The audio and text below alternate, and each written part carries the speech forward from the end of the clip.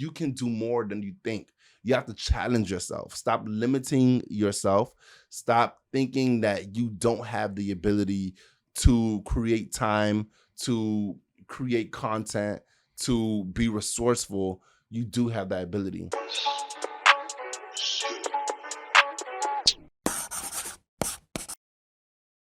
And welcome to season 2 of Attractive Mindset. Listen, last year, 2023, was a journey. We learned a lot of things, had a lot of special individuals on the show, and we're back with a new setup.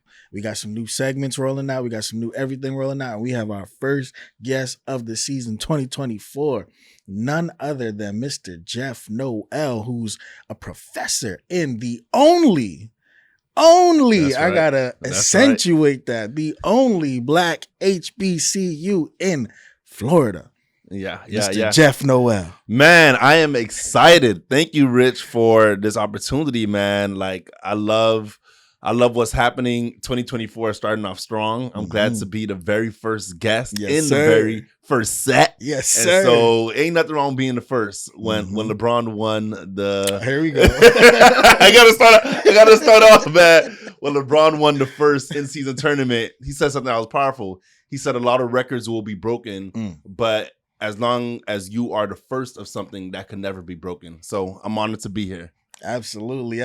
Even though he's a LeBron stan, I know y'all see the Michael Jordan back there. Hey, we can have a debate later. I got facts and figures, but we don't got to start right now. We don't got to start right now. So, Jeff, tell the people a little bit about yourself, who you are, what you do. Yeah. So, as you said, my name is Jeff Noel. I'm a professor at Florida Memorial University, South Florida's only HBCU. I teach communications, so like public speaking, advanced public speaking, debate, humanities, etc. Also, I'm the founder of Barbershop Speaks. Okay. We engage in intelligent discussions inside barbershops and beauty salons. And we've been doing that for about close to 8 years now. Oh, wow. And we've done it all throughout South Florida. We've done it in Orlando, Atlanta, New York, Philadelphia, and most recently in Washington, D.C. Okay. And so we've had conversations in barbershops on financial literacy, mental health awareness, mentorship, voter education, and just conversations that matter to the community, because the barbershop is the community's classroom where everyone is both the teacher and the student. Facts. So that's how we have dialogues inside there. They're really powerful. We have some great stuff coming out this year for it. And then also I'm a 3-time published author. You already know, man. 3-time published author. First book on public speaking, helping people overcome the fear of speaking. Second book is called Go: How to Cross the Starting Line. Most people never finish because they never start. Facts. And then the third book is a children's book called Yes, I Believe. So I'm really excited about that book because it's helping elementary age kids see themselves in different career fields. And then besides that, I'm a speaker. Like I speak at conferences, I speak at galas, speak at events, whether it's motivational, educational. I'm inspiring people to become better leaders. So you had a TEDx talk. I do have a TED Talk. Yeah. That TED Talk, man, that was definitely a milestone in my life because I watch TED Talks all the time. Like even this morning, I was watching a TED Talk from 16 years ago. Wow. By Seth Godin. He's one of my favorite authors. But yeah, I have a TED Talk.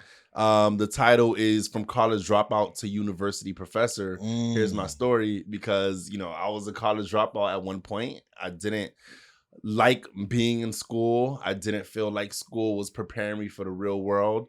I felt like it was preparing me to be a consumer and not a producer. And I wanted to be my own boss, so I eventually dropped out of school. But so then, wait, before you even jump into that, I know I'm saying a lot. Bring it back. All right. So you have a plethora of different things that you are, capable of, and solidifications in the community, but also like the topic choice, like public speaking. It's not an easy topic, being an author in different facets of helping people start, helping people find their voice, helping children find their voice, and so just that melting pot, you got to give me some history, man. Like what was growing up for Jeff?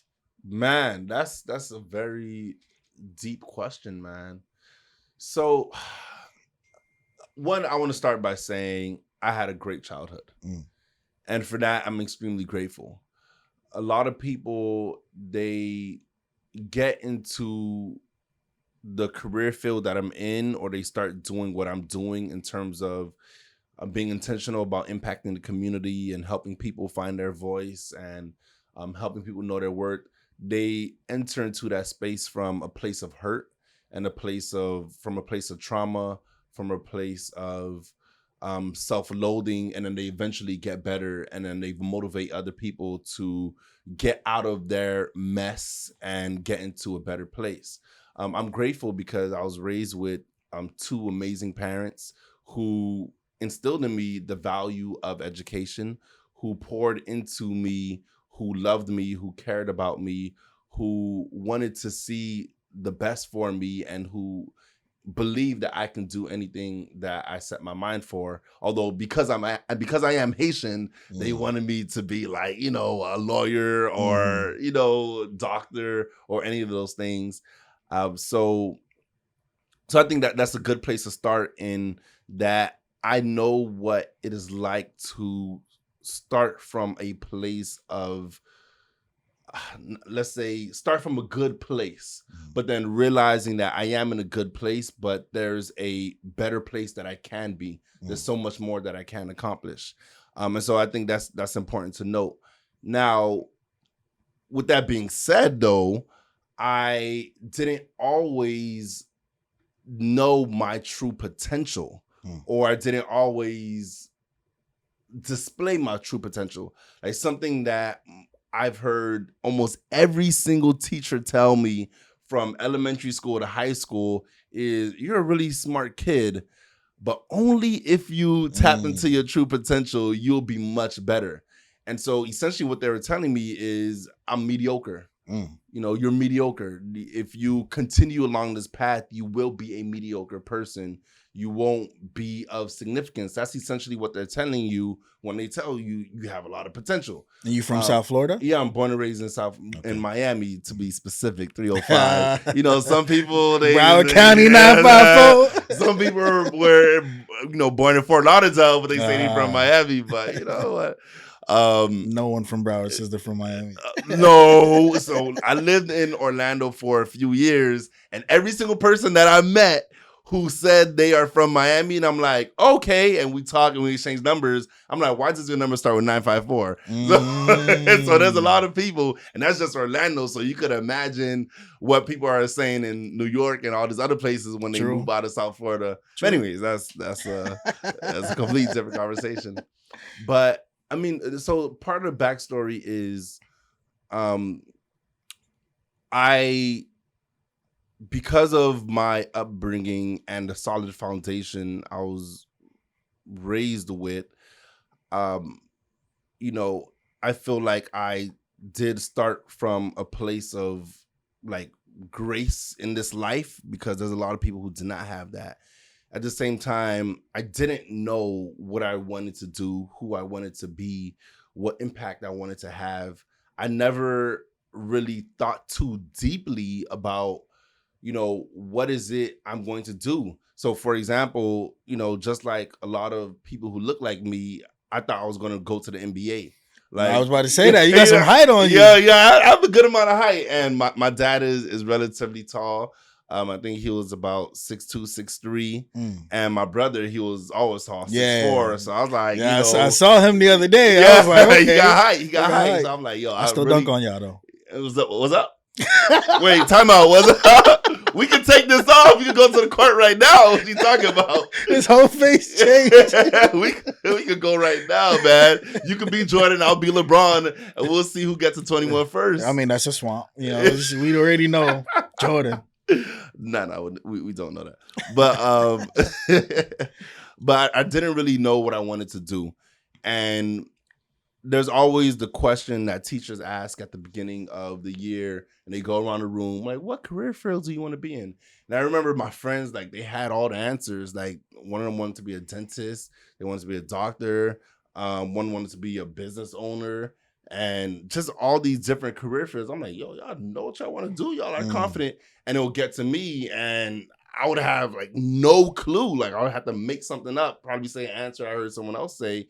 I don't think I had enough confidence to say I was going to be in the NBA yet, but I just didn't have an idea. In ninth grade year, I was like, okay, I'm gonna try out for the basketball team because I'm not making it to the NBA if I can't make it on the high school team. And man, it's a long story. I'll make it really short. I got destroyed. Oh, wow. I got destroyed in tryouts, man. Those people were much bigger. They were stronger. Jordan era, yeah.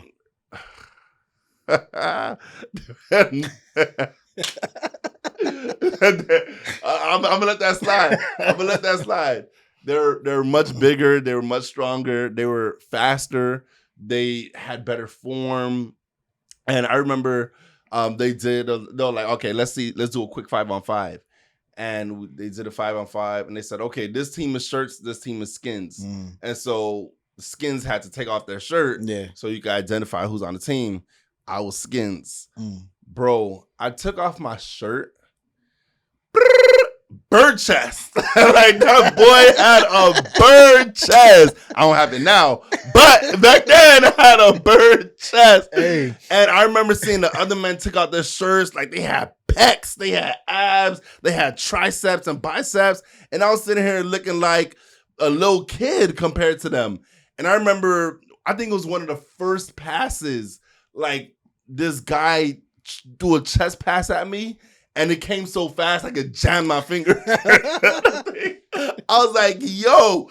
And it was a terrible tryout. So that's what put you in your villain era. That put me in my I'm not gonna make it to the NBA era. And I was like, yo, I don't think I waited around to find out if my name was next to see if I'll make it. People don't know that's how villains are born, man. And I can't blame anybody but myself. Like, I wasn't good enough. I wasn't strong enough. I wasn't fast enough. And at that time, I wasn't tall enough. That's just what it was at the time. And I knew, like, I wish I recorded the date of that tryouts. Like, I knew if there was anything I was sure about in this lifetime, I was not going to the NBA. Like, I was as sure as they, like, you know how people are like, oh, Michael Jordan got cut his first year and then he came back stronger. He worked out and he got stronger and all those other things. And then he eventually made the team. Like, I knew that wasn't my story immediately. I was like, that's why you like LeBron. No, that's not why I like LeBron. That's not why I like LeBron. I like him because he's the best. He's a better shooter than Jordan. He's faster than Jordan, taller than Jordan. Defense is comparable. But anyways, we could get into it. But I knew I wasn't going to make it to the NBA. But here's something interesting.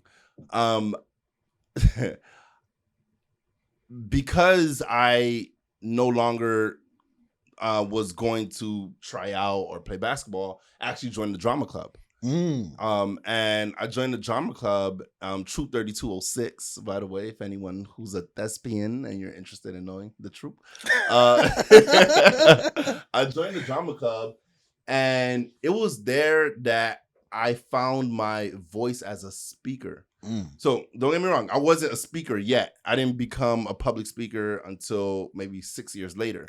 But acting on stage, you had to project, because at our school, we had a limited amount of microphones. So not everyone could have a microphone on stage for everyone to hear. So we had to be able to perform for the entire audience. Of those 400 people in the audience, everyone needs to hear you. So it was in drama club. Shout out to one of my mentors in that space, Joshua Jean-Baptiste, who's an actor, a director. He's directed amazing films. You should have him on this podcast one of these days. He lives in California right now. Okay. But I learned how to project and how to have people hear what I'm saying, even if I don't have a microphone. And that has helped me significantly with my public speaking. You know, I've never paired the two. I have an acting background as well. Okay, I didn't know that. And so you were I don't know how I missed that. Yeah. And being on stage, being on right in Broward College. Yeah. You know, being on stage, doing body parts with Mariah. I don't remember her last name, but we have like 2 published plays in there that I actually wrote stuff for. And yeah, we had to project, we had to do that stuff. I never linked the two, but okay. And thing is, it helps you to be expressive and it helps you to sort of step into a different persona, because if you're acting, you're not afraid of being embarrassed. Yeah. Because you got to play the part. You got to do it well. You got to prepare. You got to study. You got to practice. Like all the elements that help someone become an effective speaker, you find all of those elements in stage play acting. And those is one particular play that I remember that it was like an improv type play. And so I remember I played like a whole bunch of different characters. Like at one point I was Denzel, another point I was Barack Obama, another point I was like all these other different actors. And because I had the ability to sort of change my persona and how my mannerisms, my idiosyncrasies, I was able to change that on the spot. It helped me to become a better speaker, because now whenever I want to elicit a particular emotion from the audience, and I have to convey that emotion first, I'm able to do that. And in part, that's because of my experience being on stage as an actor. And one of the hardest parts that I find that people have with that kind of expression is inflections. And acting teaches you those different voice inflections to just capture the audience in a type of way where it's like, I understand how you said it instead of just what you said. Exactly. I mean, that's the whole show. Like, people don't understand that with public speaking, that's one of the major elements of effective speaking. Like, I'm sure you probably heard that when communicating, 7% is verbal, so the actual words that you say, and 93% is nonverbal. And so within the nonverbal 93%, there's body language, what you do with your hands and facial expressions, and I think that's like 30-something%. And then there's your tone of voice, the inflections that you said, that's a little over 50%. And so how you say something is incredibly important. And that's what gets people attention. How loud you are or how soft you are, how fast you speak or how slow you speak, your pitch, how high in terms of the frequency or how low. And so it matters a great deal with speaking. Absolutely. Yeah. Okay. And so at what point, going through acting, realizing you're not getting into the NBA, where did you feel like you found the point? Because you said you dropped out at one point. And so what led from dropout to I'm going to go, because you have to go back to school to get, your degrees to become a professor. So what led to that route? Man, I dropped out to start a business. Started a business. I had my own storefront on 163rd Street. So for those of you who don't know, it's a really busy street in Miami. And I thought I would make a whole bunch of money. I didn't. The business failed. And there's a lot of reasons. I didn't do enough market research, and the target audience for those products wasn't in the area that I was in. There's a lot of reasons. But afterwards, I didn't want to go back to school. So I was like, okay, let me start working, so I started working valet. And valet, I was making a good amount of money. It was, it was decent. I wasn't like going to retire my parents off of it, but it was good money. And also, I started working at a place called the Juice Spot, which was owned by Savannah James, LeBron James' wife.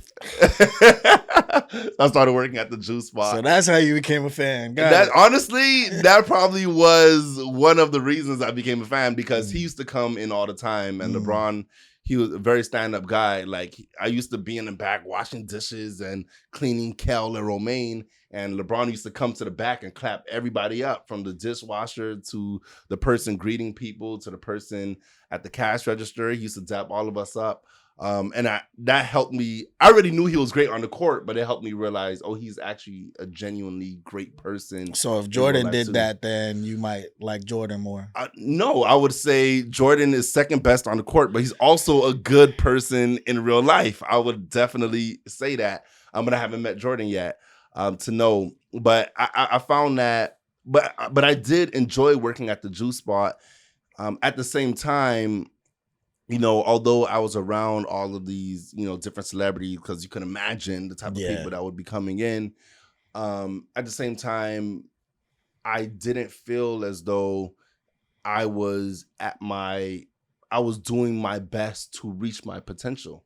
I didn't feel like I was actually growing as a person. I didn't feel like I was fulfilling my purpose. And so I made a decision. I was like, okay, I'm going to move out of my parents' house. I'm going to move out and go to a different city. You made that on your own? Yeah, I made it on my own. I was like, I'm going to a different city. Like, I remember just making that decision. And I was like, I don't know what city I'm going to, but I'm going to a different city.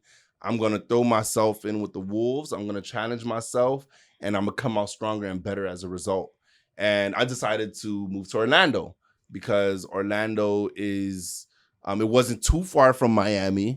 My brother, he graduated from UCF years prior, and I think my sister was there at the time, was at UCF at the time. And so I was like, okay, it's a place where I don't know anybody because I wasn't going to hang out with my sister all day. I didn't know anyone. And it was far enough, but close enough. And it would be a completely new environment. So here's the thing. As I mentioned before, I'm Haitian. You can't leave your parents' house unless you are getting married or you're going to school. Like, really? Those are the two reasons. I didn't know that. Yeah, you can't just bang it like that. You gotta have a reason, and it's two reasons: getting married or going to school. And I didn't have a girlfriend, so I wasn't getting married anytime soon. And I was like, I need a real excuse, and I was going back to school. And I remember, I was like, okay, what's the Miami-Dade of Orlando? Because don't let anybody in. I was like, what's the Miami-Dade of Orlando? And then I learned about Valencia College.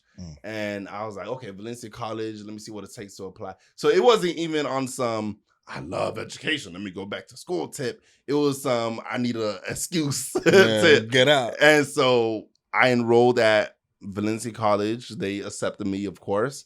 And that was how I got back into school. And my parents still didn't want me to leave. Like, it was very, very emotional.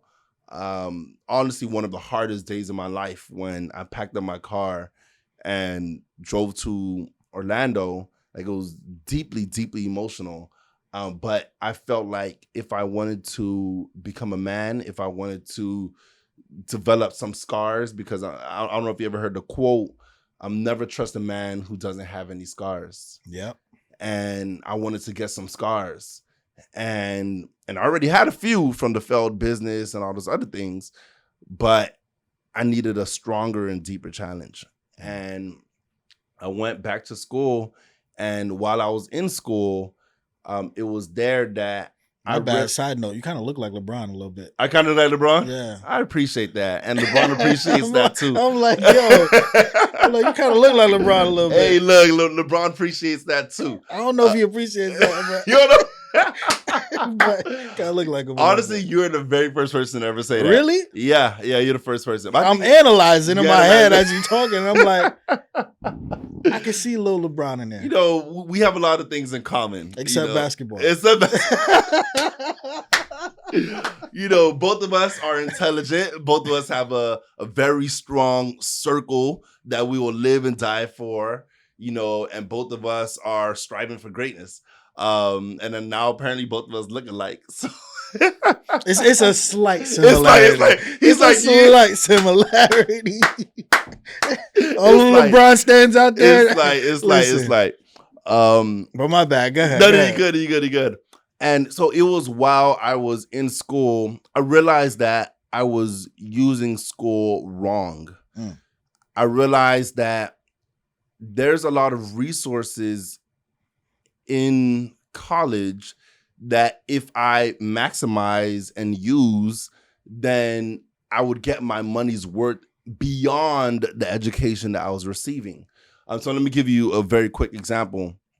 When I was writing my first book and even my second book, I was still a student in school, and they would have these writing centers and writing labs. And so while most of my peers were going to the writing lab to help with their English homework and their assignments, I would go and I would like, okay, I'm writing this book. I want you to read through this, and I want you to give me tips. I want you to give me some insight on how I could improve this writing. And so I was in the lab, if you will, getting help for my own entrepreneurial desires and goals. And I remember they were looking like, because you had to put what homework assignment, what class you were coming to the lab for, and I'll just make stuff up. And then when I'll get in the actual seat, I'll be like, all right, this is the real reason why we're here, right? And so I took advantage of that, and it was free, to use that resource, as opposed to if I wanted to sit down with an actual professional, I would have to pay hundreds, if not thousands of dollars to get hours and hours of insight from another writing professional. Yeah. Or when I wanted to throw an event together at the school and I wanted to invite people from the community, had I done it on my own, I wouldn't have a venue. I would have to pay for food. I would have to pay for marketing. I would have to pay for graphics. I would have to pay for videography crew and all those other things. But while I was a student, and especially in student leadership, the rooms were free. The food was free. They paid for it. The graphics was free. So everything was basically free for me to do what I wanted. Oh, and dope. from there, that helped me to get into putting events together. And I started at FREE through the resources at the school. And so now I do that regularly with Barbershop Speaks. And now we have sponsors and stuff that pays for things. Thank God.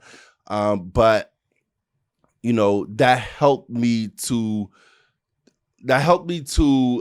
sort of work out my entrepreneurial muscles at a low risk.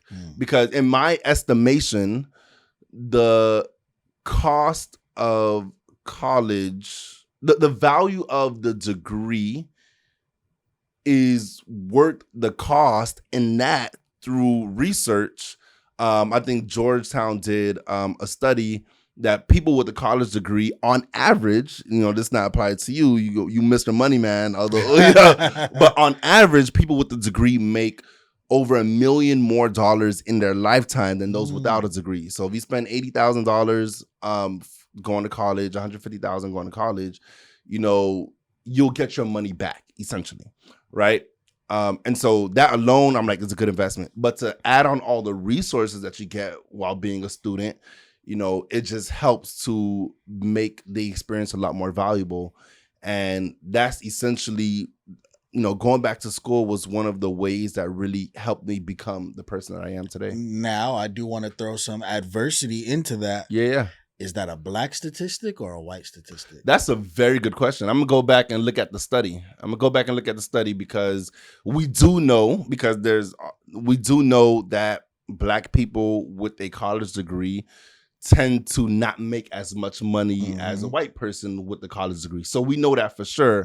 But I would venture to say, even without looking at the study, I would venture to say that black people with degrees make more money than black people without degrees. I would venture to say that too. venture to say that, because I remember when I did not have a college degree and I was looking to apply for jobs, all of the requirements said I need to have a degree, right? And so there was a lot of high-paying jobs I couldn't apply for because I didn't have a degree. Now I could hear someone arguing, hey, but we're living in a time where people like Elon Musk and Mark Zuckerberg are now saying that they're not necessarily looking for people with a degree. They're looking for people with experience. So here's the thing. Here's the value of a college degree and why, even though people are not going to particularly say this is an absolute requirement, but they'll still put weight on degrees. So people who graduate with a degree, they prove that they can start and finish something. They prove that they are disciplined enough to follow rules and procedures. They also prove that they have the ability to communicate and negotiate, because a lot of people, like, in order for them to pass, they got to negotiate with their professor, and they got to be like, hey, look, I know I got a C on this assignment, but if I do X, Y, and Z, then can they curve it up to a B? So there's a lot of negotiation that takes place. It proves that you can work in teams, because with a lot of degrees, there's a lot of team assignments. Nowadays, especially with online classes, it proved that you can stay focused while even though you're not in the classroom. So colleges are essentially, at least for employers, it's a filtration process to show that you have the ability and skill set to do X, Y, and Z. So degrees are not necessarily the only measurement or metric to know how smart you are, because there's a lot of people saying there's a lot of dumb people who graduate with degrees, but it shows that you have a particular ability to get something done and all that it takes to get things done. Yeah. And that's something that I realized while I was in college. And I'm realizing that now as a professor. Okay. So what was your mindset shift from searching for a job that required a degree to becoming the professor that helped people get into these type of positions? Man, that's a good question. So remember when I said the reason why I dropped out of college is so I could start my own business. I wanted to be a producer and not a consumer. And also, I didn't really have a career aspiration, right? So while I was in college, when I went back to college, I was also writing my first book, because at that time I was listening to Les Brown, Tony Robbins, Eric Thomas. I was listening to a lot of people, and I was inspired. There's a guy named Robert Roots as well who inspired me to write. And so I was writing my first book, and it was taking me forever to finish that book. And I decided that, okay, if I want to finish this book, I got to isolate myself away from others and just go in the cave and write it. So I decided I'm going to fly to Canada for a few days. And it's so random. It's so random. You got money. I took Spirit Airlines, baby. Hey, Spirit, if you're looking for an ambassador, for your airline, call me, all right? Because I know plenty of successful people that take Spirit, and it's not because they don't have money, but it's because it's convenient. They got a bunch of flights going to and fro. Listen, Spirit, you got to sign him up. He's willing to put his life on the line. And look, their headquarters are in Miramar. It's not too far from here. I didn't even know that. Yeah, so Spirit, if you need me, call me, all right? So I took Spirit Airlines. I was a college student with no money. So I took Spirit Airlines to Buffalo, New York. I got into the taxi from the airport to the border, and then I walked across the border and actually made a mini documentary about this journey, which is crazy. I don't even know why I did it at the time, but I did it. So it's very interesting documentary that I created. Walked across the border from the US to Canada. So long story short, I stayed in an Airbnb for the very first time in my life. And at that Airbnb, I was living in a room inside the main house. And so if I went to the bathroom, like, I would see the other people downstairs, So the guy, who owned the Airbnb, he was like, hey, we're having this dinner party. Feel free to come and eat with us. And I was like, okay, whatever. What kind of family was it? White, black? It was white family. White family. Okay. Yeah. So sat down and I was like, you can't eat at everybody's house. Right? I know. But these are really good people. They're really cool, really nice. Okay. So the people that were at the dinner party, they were also cool. And so I sat down next to a university professor. And it was the first time in my life that I actually sat next to a professor and had a regular conversation that didn't pertain to grades or any of those things. And so he was fun. He was interesting. He was dynamic, and he was funny. And I was like, oh, this is pretty cool. Like, not all professors are like stuck up and mean and all this other stuff. And granted, I've had a lot of great professors, by the way. But it was just really cool having that personal experience.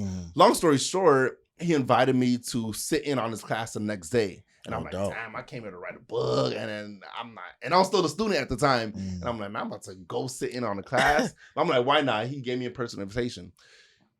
But when I was in his classroom, he was the same exact person. Still funny, still dynamic, still having fun, but he was educating the people in the room. What did he teach? He taught, it was either math or finance. It was something along those lines. I remember seeing a lot of numbers on the board. And I was like, wow, that's really fascinating. Like, you could be yourself even as a professor. And I remember I sat in on his office, and some kids would come in during office hours, and I'll see how he interacts with them. And then and I don't even know this man's name.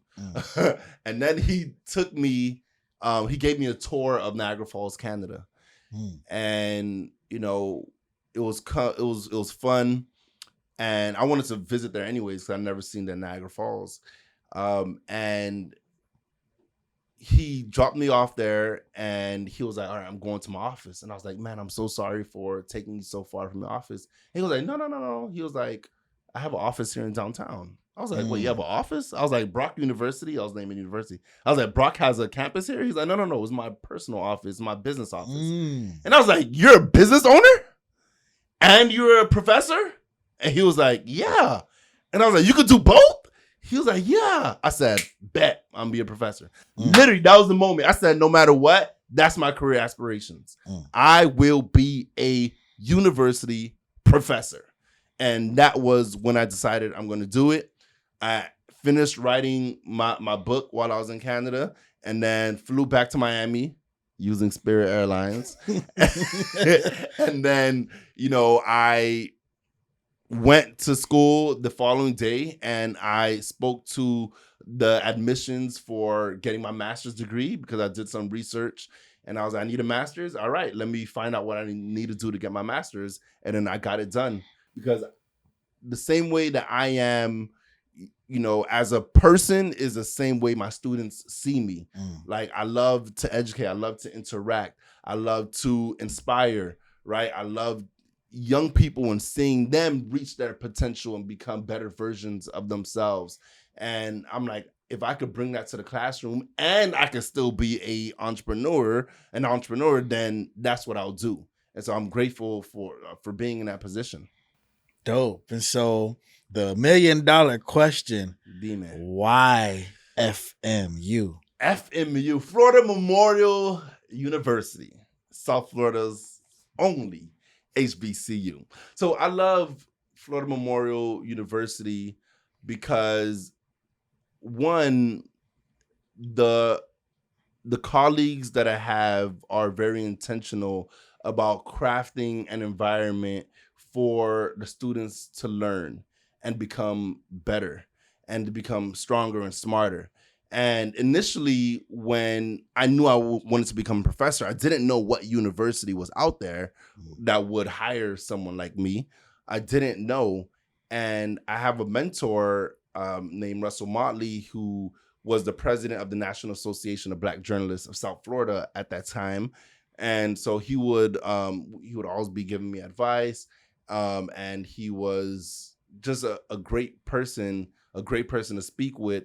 And he was also a professor at Florida Memorial. And one day, I believe it was August, and you know, he messaged me because he knew I was looking for a job after I graduated with my master's. He texted me. He was like, no, I think it was a call. He was like, Jeff, you still broke? And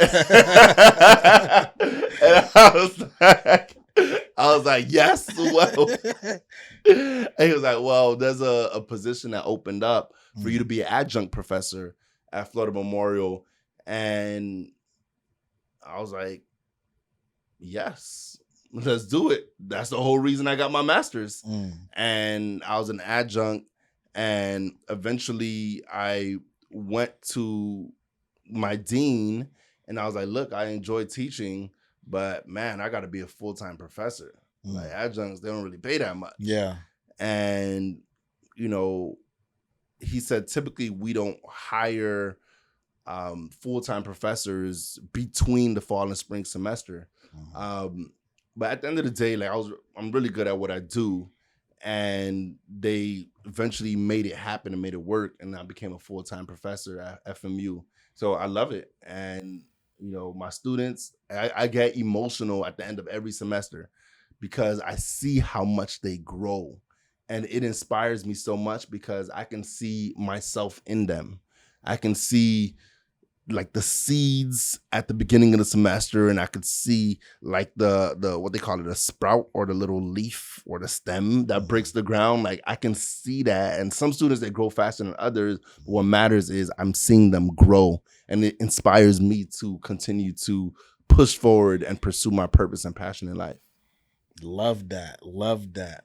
Yeah. Oh, man, that's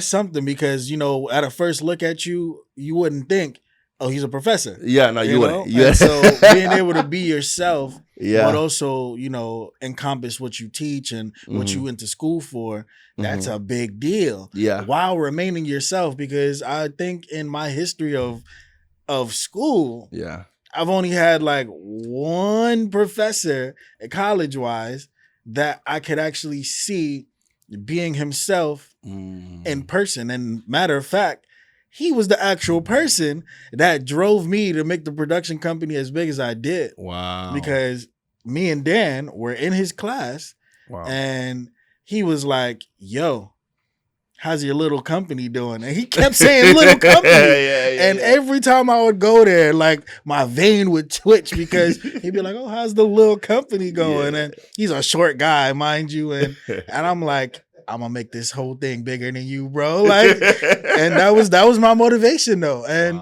he was a good guy. He was great at what he did, very knowledgeable, but like he pushed those who he saw differently. And we definitely need people like y'all to have that realistic kind of relationship, because the rest of them, it felt like they were there to just teach, and they didn't really care if I pass or fail, which is why ultimately, because there was, to me, less of him and more of them, I didn't care for it. And the military paid for school, so it wasn't the issue of, oh, I can't do it. It was just like, I'm here, do my time, and I'm out of here, And so, having that relationship, I feel like, people like you are definitely needed, especially in HBCU type communities. And so something that I do want to ask is, now, how difficult is it being a professor in this day and age with how urban our community is with technology, especially things like AI?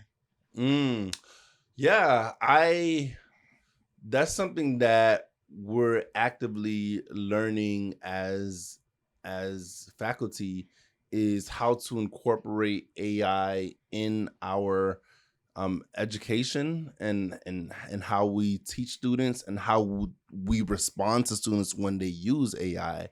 So as far as I can tell, because most of my classes have been mostly public speaking, and so there's not tons of writing, I haven't had any negative experiences with students utilizing AI, because a lot of the speeches that they do write when they create their outlines, like, is very personal to them. Got it. And so you can't look that up on the internet. Like, it's something that's personal. However, I do think that we would be doing our students a disservice if we don't teach them about AI and if we don't incorporate it into how we operate. Because at the end of the day, artificial intelligence and machine learning is going to replace, I think the number is like 40% of jobs. Sheesh. Something like that. And if not replace, is going to change the description of a lot of jobs. And if you don't know how to use AI, you'll be as I think the word is defunct as someone who can't use a computer, right? And so it's incredibly important to find a way to mesh it in, because, and this is something that I've said to my colleagues, and it's something that I'll say to any university professor: if you are using the same syllabus that you used in 2003, you're using it in 2023, then you are doing your students a very big disservice. Like, we as professionals and academics, we should also be learning and keeping up with the times and making our lessons and how we teach. We should be mending it to the times so we can help students to to graduate with the experience they need to thrive in the world. Amazing. Yeah. Amazing. And so on the last part, so we went over the journey, the dropout, the Canada trip, the frailness, the everything, the master's degree, you became the professor. Now there's one fulfillment. What happened on the business side now? With Barber, so when I started Barbershop Speaks, it wasn't necessarily a business. As a matter of fact, I was going to make into a nonprofit. Then a mentor of mine who also does some work in the barbershop space, he convinced me to turn into LLC. And so, we're doing well in that. We find sponsors to help pay for a lot of things that we do. So it's like a social enterprise, if you will, where we look for sponsors, but the goal is impact, is positive impact. And so I'm grateful for that. Also, as a speaker and author, like that's a business. Yeah. Like when I go out and speak, I get paid to speak, right? When I sell books, I make money, right? And so that's been a big part of what I've done and who I am in the business space. And I also have a company with a friend of mine where we do marketing operations, right? And so I still have been able to taste a good measure of success in business. And the goal is to continue to expand and continue to grow. And I'm really excited about the future because the way I'm able to design my life is a way for me to work full time, but then also have time and energy to focus on business as well. Amazing. And so what would be 3 key pieces of advice that you would give someone like yourself that was at that crossroad of, well, I can do both? Yeah. So 3 key pieces of advice. So doing both, as in going to school and being an entrepreneur. So one, you have to realize that you can do more than you think you can.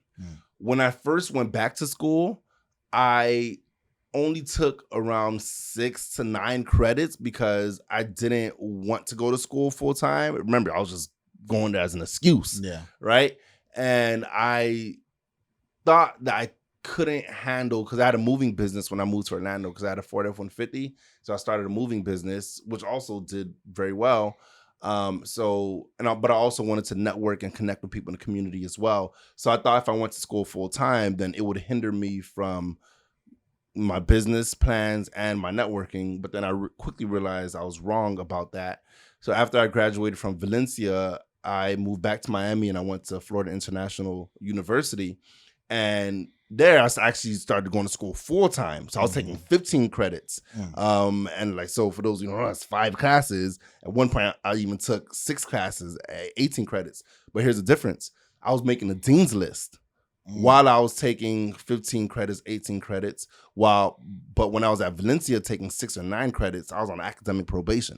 Oh, wow. And so I realized but here's the thing, even when I was going to school full time at FIU, I was still in business. I was still writing books, still doing Barbershop Speaks.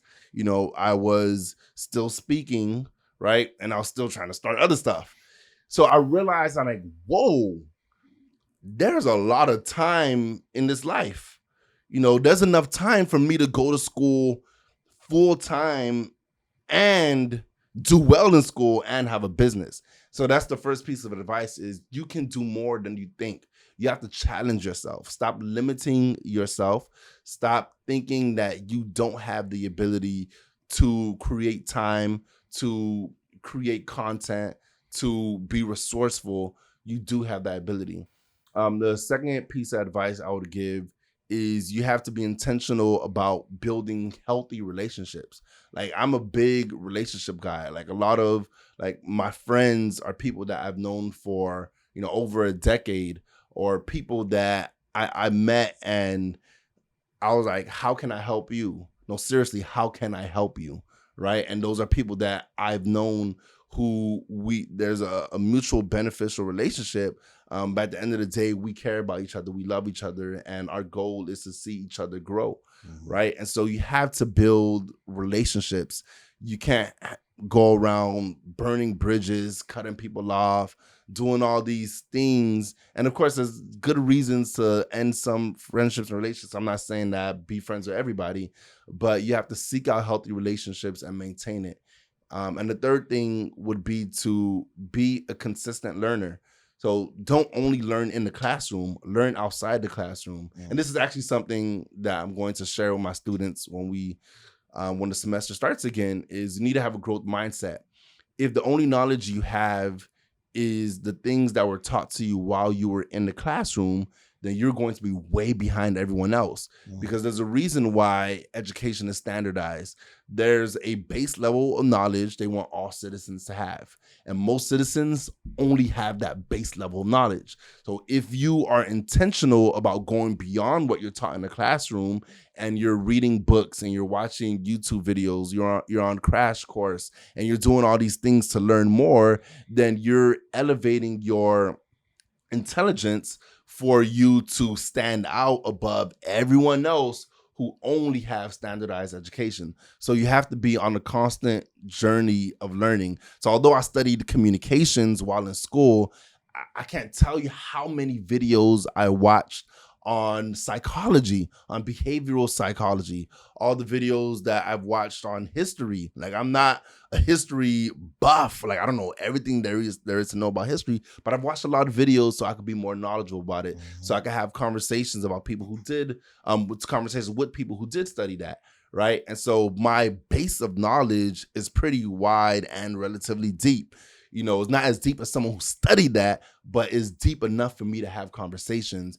And that's a pitfall that I see a lot of people have, is they only know a lot of things about one thing, and they only know the standardized educational material that was taught to them, as opposed to expanding their knowledge base.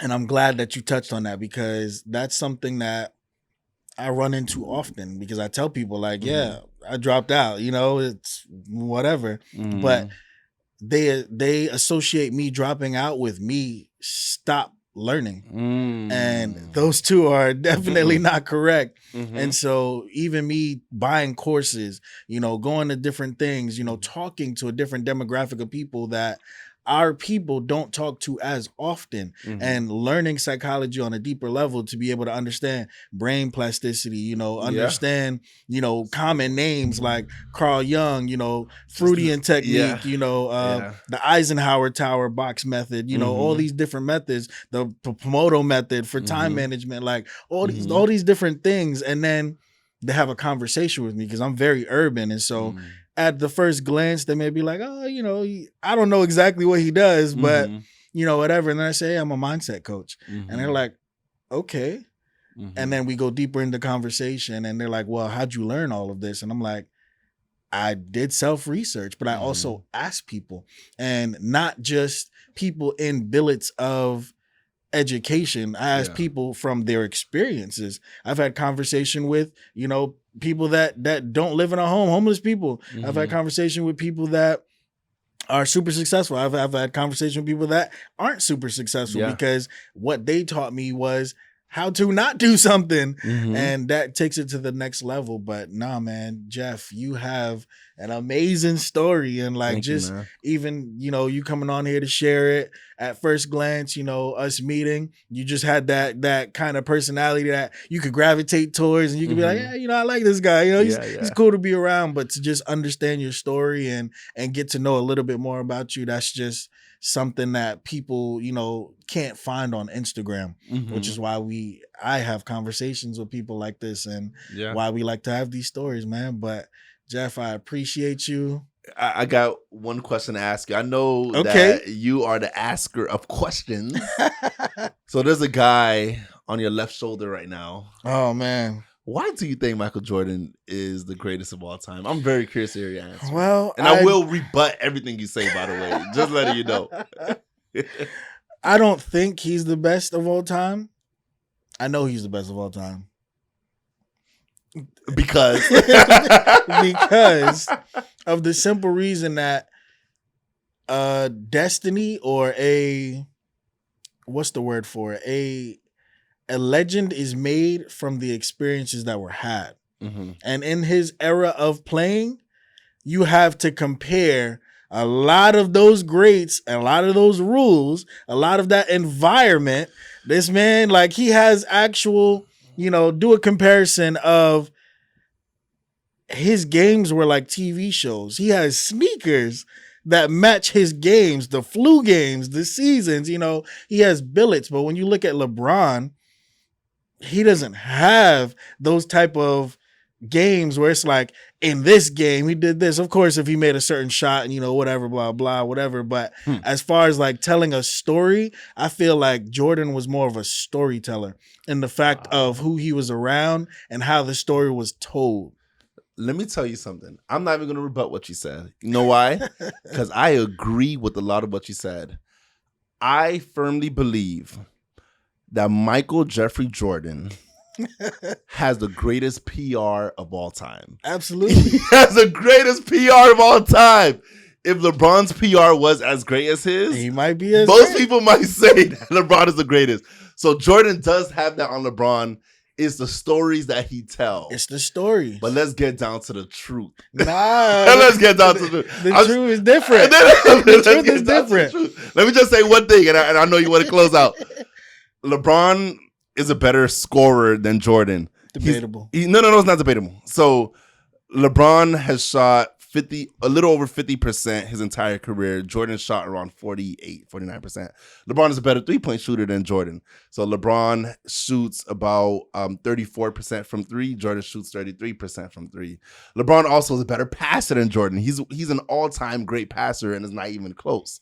Jordan is marginally better on defense. Marginally. Now we have to say marginally. Marginally better on defense than LeBron. But Jordan can only guard one or two positions. LeBron could guard all five. LeBron is more versatile. Anyways, I don't want to go into all of it. And LeBron is also the first player to reach $1 billion first while still a player. But that's off of the court. But nonetheless, both of them are great. Both of them are amazing. And I think people who watch this should strive to be Jordan or LeBron because you can't mess up with either one of them. Absolutely. No, I can agree with that part of it. I can agree with that part of it. But Jeff, if people wanted to tap in with you, if people wanted to join FMU and end up in your class, where could they find you? Where could they connect with you? Yeah, so you can find me on Instagram at Jefferson Noel Speaks. Follow me there. That's where you'll see a lot of the work that I've done. Also, please follow Barbershop Speaks because I'm really passionate about taking our conversations around the country because, like I said, we've been up and down the East Coast in New York, Washington, D.C., Philly, ATL, and everything. We want to continue to expand. So if you want Barbershop Speaks in your city, please hit me up. And also one initiative I wanted to share that I almost forgot to we're starting something called the Fatherhood Enrichment Initiative. And our goal is to help fathers become better fathers.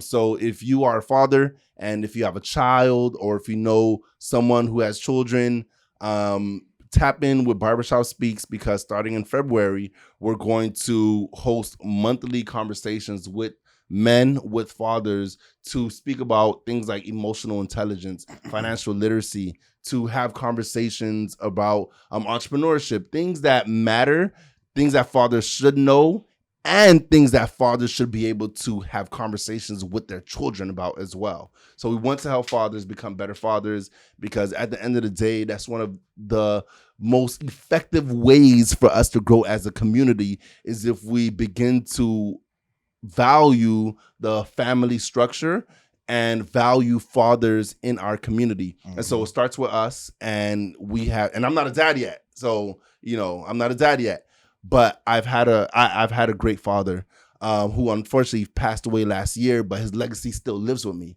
And so I want to see the young men and young girls in our community raised by great fathers. And this is an initiative to help with that. The Fatherhood Enrichment Initiative. So follow Barbershop Speaks on Instagram. Go on our website, barbershopspeaks.com, and you'll see all the information. So please, let's make an impact together. Absolutely. And you saying that, I have to connect you with this guy who is very prominent in the South Florida market. You might know him. He's done podcast stuff and events with celebrity basketball games, 19 Keys, all of that stuff. And his company, I believe, is called Single Fathers United. And it's a black man, and he fights for fathers to get, you know, the equal rights with the children, and making sure that they're present in their lives. And so I feel like you guys will connect very well. Yeah, let's tap in. I'm here for it. We got to collaborate. We got to move on up together. Yes, sir. Well, Jeff, it was amazing having you on the episode, man. If you like this episode, make sure you like, share, subscribe, and make sure y'all tap in. Barbershop Speaks, Jeff Noel Speaks. You know, just tap into everything that he has going on. This is a highly educated black man in America, and we just have to support each other on a different level. So it's your host, Moneybag Rich. And as we always say, we look good, we live good, life is good. Talk to us, we talk back, and we out of here.